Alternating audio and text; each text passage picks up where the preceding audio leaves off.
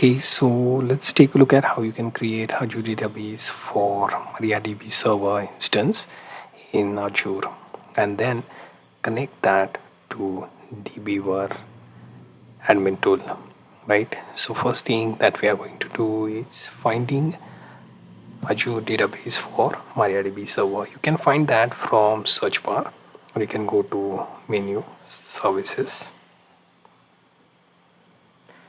and here we'll be finding out database related services, right? So we click on databases, right? Then click on Azure database for MariaDB server,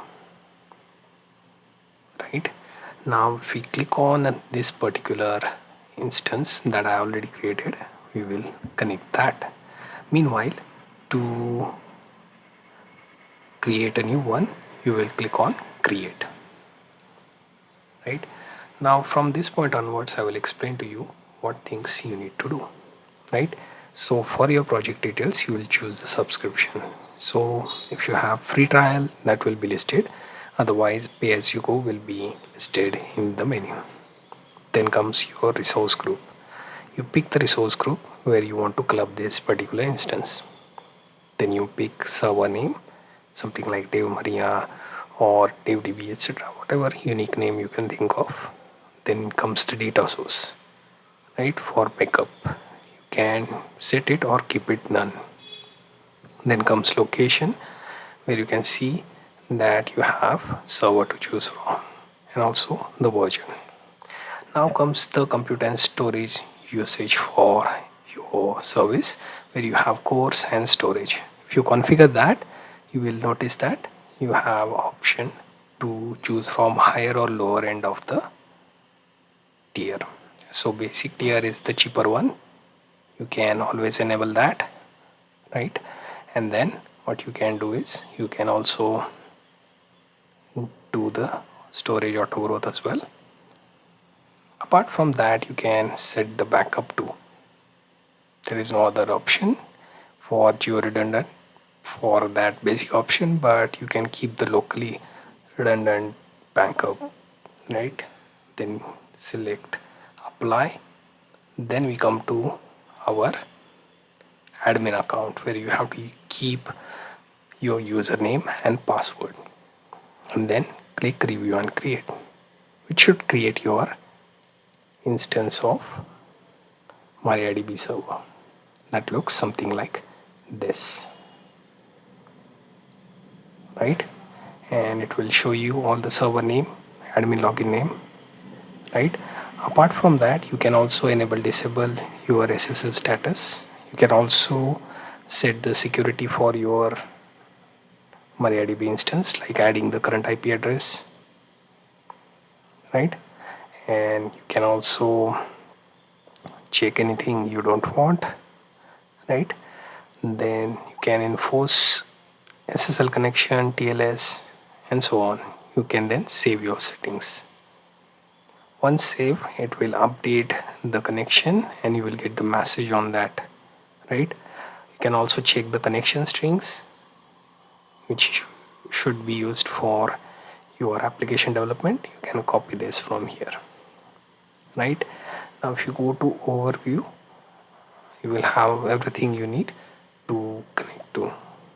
Now our goal is basically to connect this MariaDB instance to DBeaver admin tool, right? So if I check the DBeaver instance in my desktop, I have that app. Other than that, you can search online and check whether you want to use community edition or cloud edition of DBeaver. So in my case, I am using the desktop tool, which is handy. You can download that for free, right? There is also cloud edition, but that will be professional and it's hosted on a different site, right? And it will cost you some amount as well. So if you check the prices for all of them, you will be able to view it. Pretty costly as well, unless you are doing this for company. Okay, so we opened the DBeaver and here you see option to create new connection. So choose from MariaDB option. You can choose between localhost, or you have option to connect to cloud as well. So we will use this. We will add in the details for server. It's no longer a localhost, instead it is Azure URL. I will keep the database part out. Then let's take a look at server name. Then comes the password. Make sure to paste it properly, and if you have enabled SSH, then you will have to fill the details here for SSH, right? And here we can test the connection. Here you can see it is connected, so we will click OK. So what we can do, we can simply use finish, and that will establish the connection. Now let's connect to our MariaDB instance. We can find the database.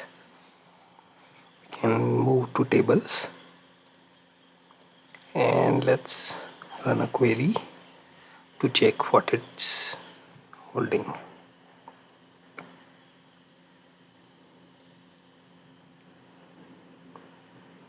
You can use view data, and it should show you some output. You can also see the ER diagram, so it will generate that based on the table properties, right? So pretty much your table structure, integer varchar, right? Now let's see, if I want to run the query, I will double click on this and I will write a query. So for that, let's say we want to generate SQL query of select.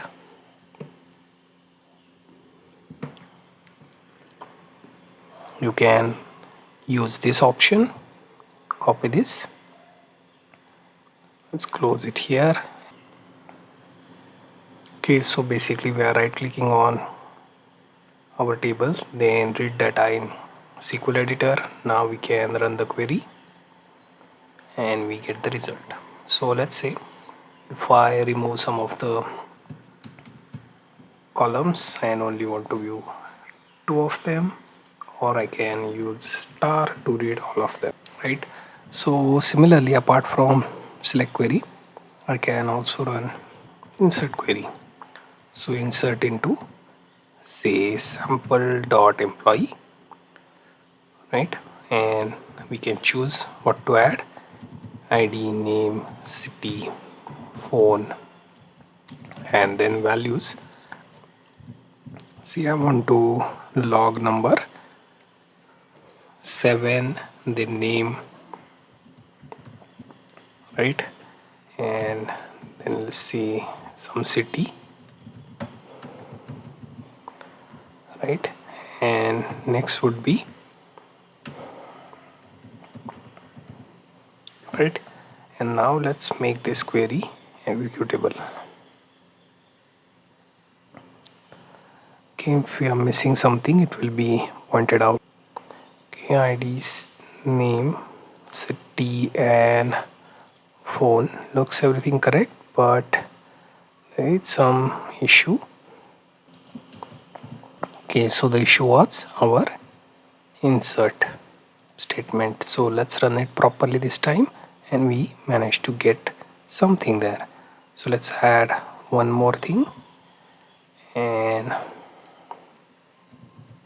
we will add few entries. Let's run again. We add one more, right? And there is another entry, right? So we have like 9 entries total. We can view them all,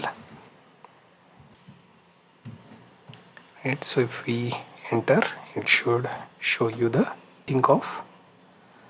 You can now execute on that database that you have on MariaDB, and you can use this tool to do all those CRUD operation, right? So you can play around with your data and you are good to go. So basically we managed to connect to the instance that we created on Azure. So I will also explain how to get rid of this instance after closing this connection as well.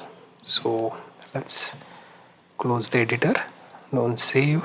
Now I want to remove this connection, so I will disconnect first and then I will call delete.